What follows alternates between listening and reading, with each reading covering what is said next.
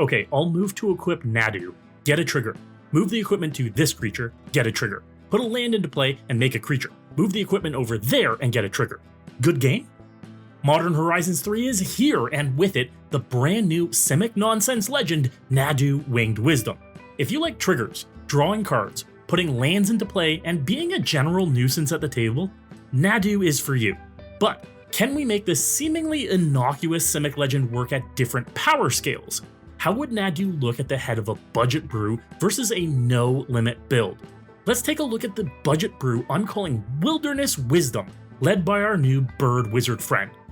Nadu is a 3-mana 3/4 flyer that reads, creatures you control have, whenever this creature becomes the target of a spell or ability, reveal the top card of your library. If it's a land card, put it onto the battlefield. Otherwise, put it into your hand. This ability triggers only twice each turn. Now, what's more Simic than drawing cards and putting lands onto the battlefield? Nadu may be the best of these effects and certainly one of the cheapest, but a few interesting things to note about this ability. First, it's an ability that grants creatures, Nadu included, this ability, meaning any new creature coming into play also has the trigger.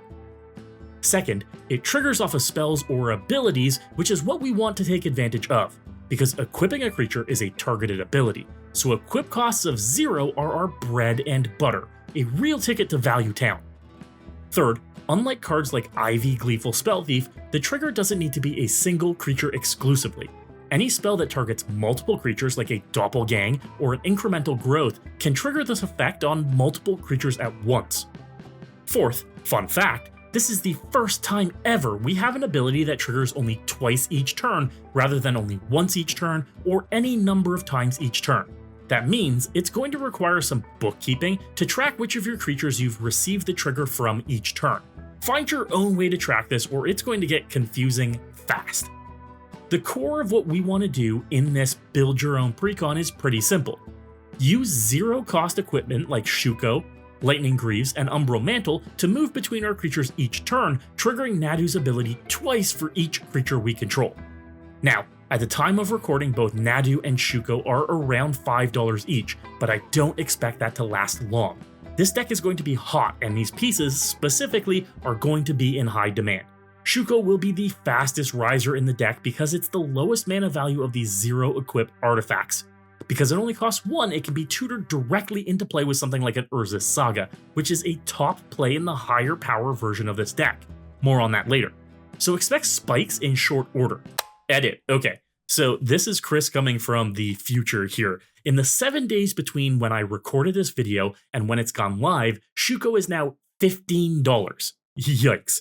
The budget version can live without it though, so keep that in mind moving forward. Now naturally, we don't want to rely just on these equipment and have plenty of targeted spells in the deck. I really like adding auras like Aqueous Form, targeted protection like Snakeskin Veil, or even bestow effects like Boon Satyr to trigger your Nadu abilities. But those are spells you can use. It is much easier to use abilities that don't cost mana to trigger your creatures. Retreat to Coralhelm, a notorious combo piece, is a free targeted effect on landfall. Since Nadu's ability potentially puts lands into play, you could be getting this trigger for free multiple times each turn. And the landfall aspect is really the secret sauce here. Since Nadu says, if it's a land card, put it onto the battlefield, each trigger could potentially getting us free landfall triggers too. And we can use landfall triggers to make more creatures. Scoot Swarm, Zendikar's Royal, and Rampaging Baylost could all be making us another creature on landfall in order to get potentially 2 more triggers out of them. We can start going out of control if we're able to make more creatures as we draw cards and play lands. And drawing cards is another angle we can use to make more bodies, though not quite as scalable. Nadu's ability doesn't technically draw us the card, it puts the card into our hand, but we're going to be drawing lots of cards in this deck anyway. Several creatures make another creature when we draw our second card each turn, like Jewel Rail, Ethereal Investigator, or the new Emrakul's Messenger. Granted, these will only trigger once each turn, making us maximum 1 more body, but it is a great way to keep the train going for more and more triggers each turn. We win by dumping our entire libraries onto the battlefield. After all, the lands Nadu's triggers put into play are untapped, another rarity, and we've just drawn a boatload of cards, so it's easy enough to make our army massive and prep to swing in for the win. All of Nadu's triggers can be obtained pre-combat, leaving all of your creatures free to swing every turn.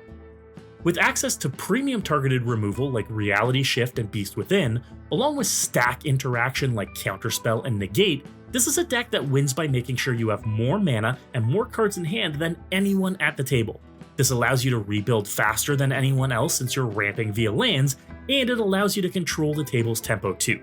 Weaknesses of the deck are a lack of board wipes. There's very little keeping an opposing army at bay, especially if it's bigger and nastier. While playing this deck, watch out for big flying dragons or swarms of tokens that threaten to pressure your life total. But this wouldn't be a build your own precon without the pivot. What other commander can we include in the 99 as an alternate at the head of the deck to shift direction? And this choice was easy. It's maybe my favorite uncommon commander of all time, Tachiova Benefic Druid. Fitting the themes of card draw and landfall, Tachiova asks the deck to pivot harder into the landfall aspect to fill your hand and replenish your life total. This means creatures like Sakura Tribe Scout and Llanowar Scout are premium includes, as they can get you more landfall triggers each card you draw. And comboing with Retreat to Coral Helm, as mentioned before, means all you need is a land that can bounce back to your hand and you can draw your whole library. Simic Growth Chamber, Guildless Commons, and the new Arid Archway can all perform this effect, entering the battlefield and returning themselves to your hand. Triggering Retreat to untap your Sakura Tribe Scout, to tap and put that land back into play. Repeat until your deck is in your hand. Adding in one of my favorite cards, Spelunking, would let you also immediately tap those lands for mana too, creating enough mana to cast whatever you wanted from your hand once you've drawn your whole library, while still staying on budget. You could also win with a Laboratory Maniac, Jace Wielder of Mysteries, or Thassa's Oracle once your deck is in your hand, but many find this route kind of sweaty. I prefer sinking that mana into a massive finale of devastation and Wrecking Shop instead. If you don't feel like a single turn is enough to win the game, just bounce all creatures with an Evacuation and use all that mana to recast yours before anyone else can. If you've got the budget, Cyclonic Rift in this situation seems just as good.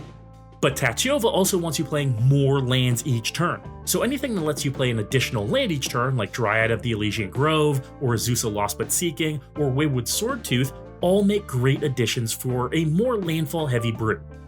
But Chris, you ask, what if we want to turn the power level to 11 with Nadu? Well, my friends, it's time for the upgrade. If we want to push the power level of a Nadu brew, look at some tutors for artifacts. I mentioned Urza's Saga, the best way to tutor for Shuko as it costs no mana and it can't be countered as it puts Shuko straight into play. And while my budget brew includes Trinket Mage as the only tutor for one of these effects, there are also more that can be added. Fabricate, Reshape, and Whir of Invention are all great options to include to speed up the process of getting one of our core enablers onto the battlefield. Upping the power level of some of our interaction works wonders here too, like Swan Song or the new Strix Serenade to ensure we can deal with any threat to our combo. Including fetch lands like Fabled Passage and Misty Rainforest help up some of your landfall count too, but so can Evolving Wilds or Terramorphic Expanse. There are lots of alternatives that don't make you spend a lot of money. But let me know what you think of this brew. Is Nadu seriously broken? Do you think Nadu will make a splash in cEDH or even Modern Constructed? Drop a comment with your predictions.